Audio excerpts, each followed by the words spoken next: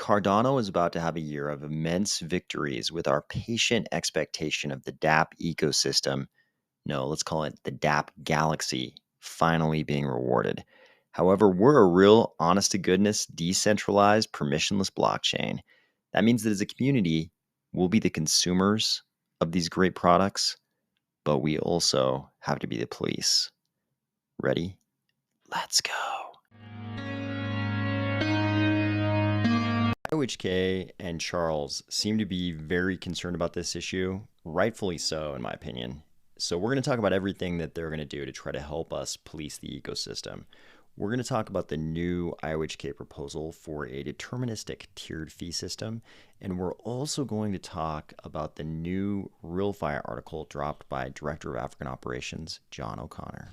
After this video today, it's obvious that Charles is worried, and I think he's worried about the right thing. He knows that in 2022, we're going to experience a big bang, a birth of a galaxy of Cardano dApps.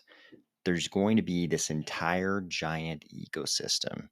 And the thing is, there's not anything Charles or IOHK or Emergo or the CF or you or I can do to prevent anyone from deploying any dApp on the Cardano ecosystem. That's because we're a real legitimate decentralized permissionless blockchain. Just like anybody can attempt to start mining Bitcoin, anybody can deploy a dApp on Cardano. That's going to lead to a lot of excellent dApps that are going to enrich our ecosystem. It's also going to lead to a lot of terrible dApps. There are going to be a lot of terrible, and this is no different. I think all the legitimate blockchains, if they're embracing the ethos of crypto, they are permissionless, decentralized blockchains. So this isn't just a Cardano thing. And we've seen this before on Ethereum. We already know there are going to be the great dApps, and there are going to be the terrible but well-intentioned dApps. And there are also going to be the outright frauds, the digital version of somebody mugging you on the street. Those will exist too. They exist. They've existed on Ethereum. They've existed on every blockchain. They will also exist on Cardano. There will be fraudulent dApps that are just out to take people's money, whether that's, whatever shade of the spectrum that is, whether it's a rug pull by anonymous developers or it's some kind of backdoor built into the dApp or whatever it is. There's going to be all kinds of uh, fraudulent activities, the result of malintent. There's also going to be this other phenomenon of developers who seem like great people and seem very well intentioned, and they just screw up. They just make a mistake because they're humans and they're going to make mistakes. Unfortunately, a lot of these dApps are going to be related to things like DeFi, where there will be a lot of money on the line and a lot of money is going to be lost. Charles keeps quoting the amount of dollars that have been lost this year in DeFi, and it's that incredible number, like 10.5 billion, 10.2 billion. We talked about it in the video the other day. It doesn't really matter if you're talking about anything over 10 billion. It doesn't matter to me whether it's 10.5, 10.2, 11.5, if it's 9.5, even if it's 1 billion. This is a tremendous amount of money. And IOHK has done some things to try to help out with this problem on Cardano, but it's us, the community, who are going to have to do a lot, maybe all of the policing. Unfortunately, crypto is a world of herd animals and wolves and guard dogs. And while it's easier to just be a part of the herd, we've also got to be the guard dogs. So what's going to happen here? So IOHK has focused on high assurance. They want the software that they've created to have minimal bugs and high security and do what it's meant to do in as wide a variety of scenarios as possible. The downside of this is that it's expensive and time consuming. And we've kind of reached the part of that timeline we've all been looking forward to. But now it's going to be the responsibility of the dApp developers. They carry the responsibility of writing good dApps as dApps turn on in the coming weeks and months. And it's a galaxy of dApps. We'll look at the updated ecosystem infographic in a second. We've got a lot of dApps that are going to be coming online. As these dApps turn on, Charles says in this video, at least one of them will have a design flaw or bug. I think that number, obviously the longer the timeline goes, the larger that number is going to be. But at least one of them initially is going to have some kind of bug or design flaw. And probably at least one dApp we see early on will be a fraud of some kind. So here, let's go through the tools that IOHK is initially laying out to sort of help the community to police all this activity and sort of the form that's going to take. So we've got a few companies that are working with Cardano already to do certification and testing of dApps. And Charles went through a few of them. He talked about Cuvic, which is apparently some kind of an old line company. It's been around doing this kind of thing for a long time. They're into property-based testing, and they're currently working with IOHK to build tooling for dApp testing. We've, of course, got Runtime Verification, who does the K-framework stuff. We've known about them for many years in Cardano, obviously a long relationship now with IOHK. So Runtime Verification is creating tooling for formal verification of Plutus programs. Then we've got Certic. Certic is based out of Yale. It's the biggest company for dApp testing tooling in Ethereum. And these tools are gradually being ported over to Cardano. And they're also going to be working with Cardano as an auditor. We're talking about these companies because the dApp store is going to visually show levels 1, 2, and 3 of certification that will depend on things like the level of verification and tooling put to a particular dApp, along with whether or not a third-party auditor was involved. There will also be community curation. So there's going to be sort of two parts to certification. There is this level of verification component, and there's also the community curation component. Here's where we come in, and we have to do the policing for the community. And I do believe this is the only way to do it. There's not really any other party that can do it. With every dApp that permissionlessly gets deployed on the Cardano blockchain, the community is going to have to rigorously engage in certain inquiries. And again, this is stuff that should apply to every single legit blockchain, not just Cardano. But I think we're going to end up doing it better than anybody's probably ever done it before, just because our community is so tight and we are pretty rigorous. So the inquiries we're going to have to rigorously engage in are things like, who is the team? Does the team come from something like the Plutus Pioneers program? Is the team familiar with the ecosystem? Is the ecosystem familiar with the team? How have they said they're using funds? So a million other questions. Basically, all the stuff we talk about on Twitter every single day. And there's going to be this I think there's going to be this initial thing where people are a little bit timid about the level of rigor we're going to have to apply to a lot of these dApps. Like, people are going to be asking questions like, hey, how much Plutus experience do your developers have? Where did your developers come from? Have your developers ever been involved in blockchain stuff before? Where are they based? All these kinds of things, and some of those are more relevant than others, but I think the more information we have, the better. And people are going to be, we've seen this before on Twitter, not really on an organized basis, but we've seen this on Twitter where um, a new group comes around and they've got a project and people start asking questions, and definitely people get a little timid, like they think it's impolite or something to be asking those questions. But I think we've actually got to be very rigorous about this, and it doesn't have to be toxic in any way or be personal, and the project shouldn't feel defensive about it. I mean, there's certain data about these projects that we're either going to have as a community or we're not. I mean, if a project comes along and the developers say, hey, we're going to be anonymous, we don't want you to know who we are, that's probably fine if their dApp is not going to lock a lot of ADA.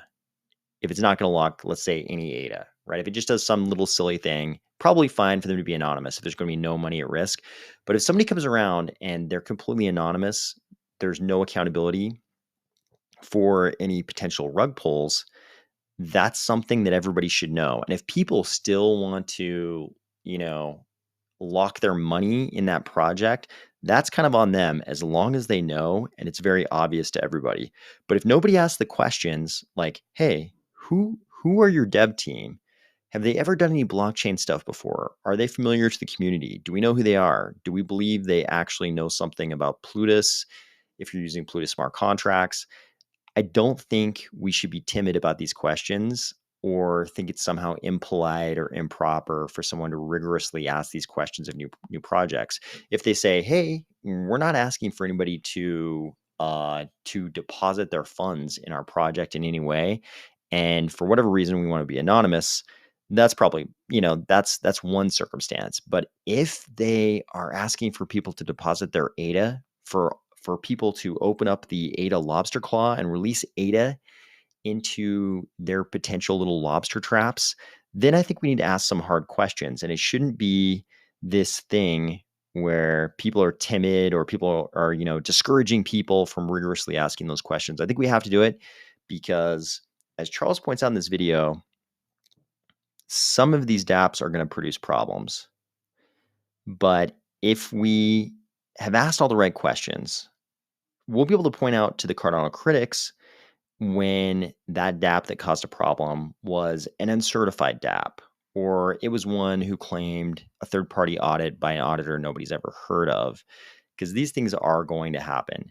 But if we pay a lot of attention to the certification levels that are going to be in the dApp store, and the community does its part to curate the dApps and make sure everybody knows, like, hey, this is an anonymous dev team. We don't know who these people are, or hey, they're claiming they got a third-party audit, but nobody's ever heard of this auditor before. There's no publicly available information on the audit, or the information is questionable in some way. I think these are going to be the things we're going to have to do because the Cardano critics are going to be brutal anytime there's any kind of a problem with the Cardano dApp, especially in this first year of 2022.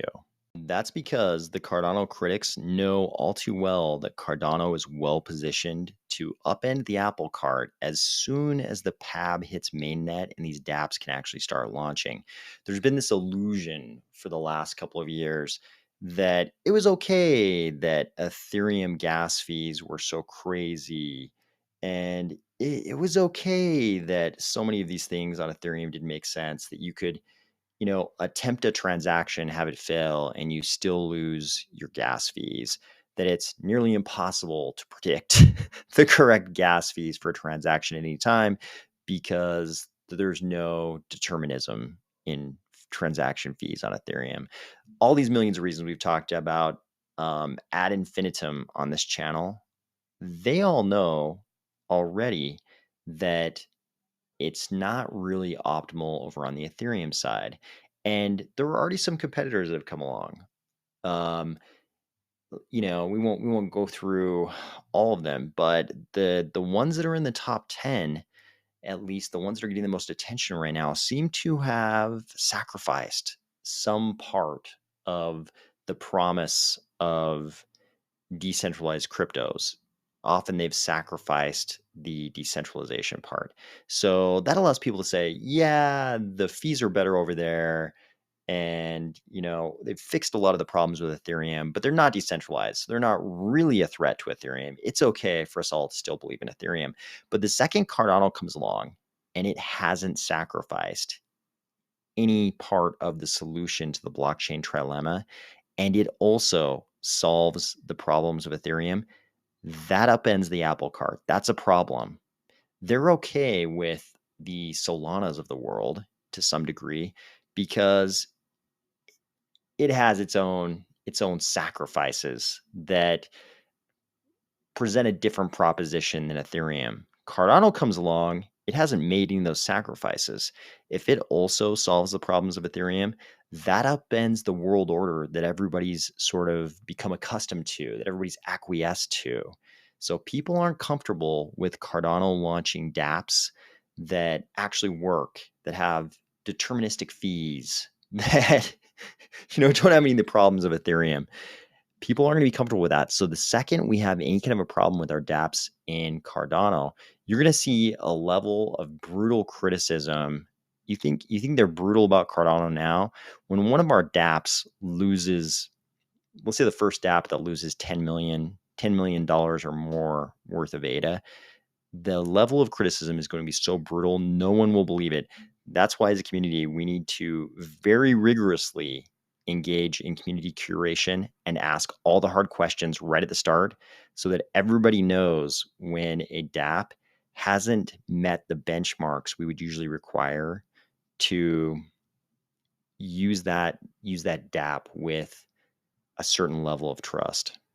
Of course, the better way to put it would be meeting the benchmarks required for people to use that dApp without having to trust it. In case you're unaware of how extensive our dApp ecosystem is, check out this recently updated map. I think this is November 25th. Yeah, November 25th down here at the bottom. Even if you take out all of these NFT projects, just look at these projects up here. Now, mind you, and here's the important part, these projects, we're at a point now where these projects all signed on and started building prior to us actually launching the dApp ecosystem. The PAB isn't even on mainnet. This is how many projects signed on before the Plutus application backend was even on the mainnet, before dApps could really launch. Yes, we have a few that don't use the PAB, but before mainstream dApps could even launch, this is how many felt strongly enough to start building. And there's a few in here, like under wallets, they're listing Ledger and Trezor. Obviously those are just general crypto hardware wallets. But this is a lot of projects. If we have this many projects, if this many projects believed in the promise of Cardano before we even really launched dApps, can you imagine how many we have at year 12?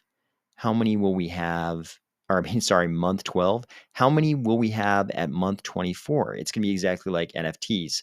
On day one, we had a small handful of NFTs. Then everybody saw how successful those initial pioneers were.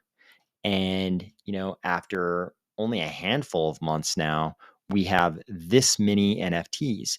I believe we're going to see the same thing with the rest of our dApp ecosystem. There's going to be this many right now at the start, but in 12 months, there will be way more. 12 months after that, there will be way more. We're going to have an entire galaxy of dApps. Speaking of fees, a lot of people have been worried over the last month or so. Certain groups who were heavily focused on the development of EVM compatible sidechains offered criticism, and the sort of proposed solution to the criticism that they proposed, or at least kind of proposed, was that we should just move to a fee market. Of course, a lot of people, were a little bit aghast at this because we kind of like fee determinism. We kind of like deterministic fees over in Cardano. One of the big advantages, at least to me in Cardano, is that you can actually figure out how much in transaction fees a transaction is going to cost. This was like a pretty big advantage. And I would have been horribly disappointed, of course, if that was the direction we were going to go in, sacrificing fee determinism. Here we have a new article dropped on the IOHK website called Network Traffic and Tiered Pricing.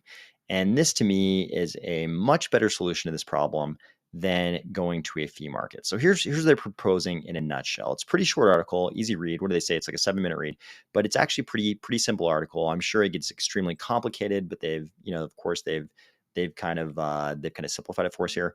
So they're proposing 3 sort of tiers of fees in every block. In every block, 50% of the block would go to transactions that have paid what they call the fair fee. Then we'd have the next level of heightened fees. The next 30% would go to people who elected to opt into a balanced fee tier. Then you've got the sort of immediate execution fee.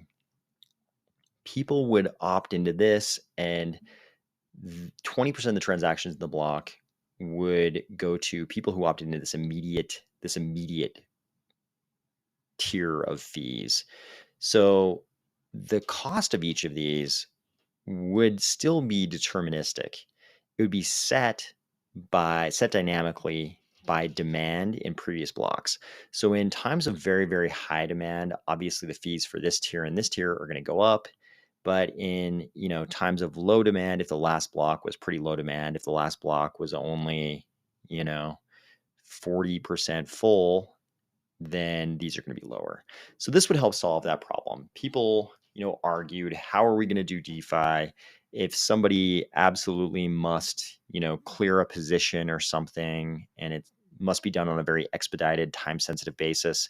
How are we going to do that in Cardano when there's no way for them to pay more to make sure that transaction happens as quickly as possible? This is that solution, but fees would still be deterministic. This to me is vastly, vastly better than a regular fee market. And people are going to argue that this is not that different because we don't know how high this immediate tier is going to go. But I love that 50% of the blocks will be full of people paying the lowest tier of fees. So people who really, really need something to be executed quickly can opt into this tier, 20% of the block. There's this middle tier, 30%. I like this system. This system to me is much better than a fee market because it still preserves 50% of the block for people just paying the normal fair in air quotes fee. John O'Connor also dropped this article. You already know John O'Connor is the African Operations Director for IOHK. This article is on RealFi. I think RealFi is a very catchy name, but I think I think the significance of this has been downplayed because people have the name is so catchy. I think a lot of people assumed that there wasn't a lot to this concept, that it was just kind of going to be Cardano's use of DeFi in the developing world. I think there's a little bit more to it than all of that, and John kind of lays that out in a very understandable fashion in this article. So, if you've been confused about RealFi, what RealFi is, the significance of RealFi to me, this whole idea, this concept, whatever you want to label it as, the significance of this concept to me is what can be done with DeFi when you have verifiable identity attached to DeFi. So he focuses a lot on one of the most interesting things here, which is lending in DeFi. So we currently have a lot of lending in DeFi. And the way it works, because everything's so anonymous, when it's completely anonymous and there's no concept of credit in the borrower, you have to fully collateralize or even over collateralize those loans, right? That means that the borrower is putting up assets to back up that loan equivalent to or more than the value of the loan. And there are use cases for that kind of thing. But let's face it, in the developing world, for a lot of people, if they had capital equivalent to the loan they were seeking, they would probably just use that capital for whatever they were going to do, right? They wouldn't actually seek out a loan. So the way we do lending in DeFi maybe isn't as suitable for the developing world. But the second you attach a concept of verifiable identity to the borrower in the developing world, you can do really interesting stuff like non-collateralized loans. There is no collateral for that loan. They don't have to put up any asset backing that loan because the lender knows who they are and can judge their credit worthiness, whether or not they'll pay back the loan. And if you're questioning how legitimately that can work in the developing world, John has a very interesting uh, detail for you here. So he talks about something that Charles talked about a lot from the Africa tour. It seemed like one of the most exciting things from the Africa tour. I think the Zanzibar developments were really exciting, but another exciting thing was the burgeoning relationship with Possessia in Kenya. So Possessia makes loans to small and medium-sized businesses who need capital. And right now you're not going to find there's not an optimal amount of lending going on between the developed world and the developing world because of the problem we just highlighted. It's difficult to develop a conception of credit when it's hard to verify the identity of the borrower. But with things like a Atala Prism, which Cardano has, we can have verifiable identity attached to the borrowers on these loans. And here's a really interesting detail that John lays out. He's talking about these possession loans to small and medium-sized businesses. He says these loans have a default rate of just 2%, but struggle to be funded in the Kenyan market due to a lack of local liquidity. This is interesting. We talked the other day in a video about some numbers Charles was throwing around for the yields on these loans. The yields on these loans are really good, but I don't think anybody had a really good idea about what the default rate was. If the default rate on these loans is really just 2%, as John is citing here, and the yield is anything like the kinds of numbers that Charles was throwing around, these loans are probably going to be extremely attractive to a lot of people in the developed world. I could be completely wrong here, but it seems like the best path to altruistic ends is a winning financial situation. So I'm super excited to see what happens here with Possessia. I hope you are having a great weekend, and I will talk to you tomorrow.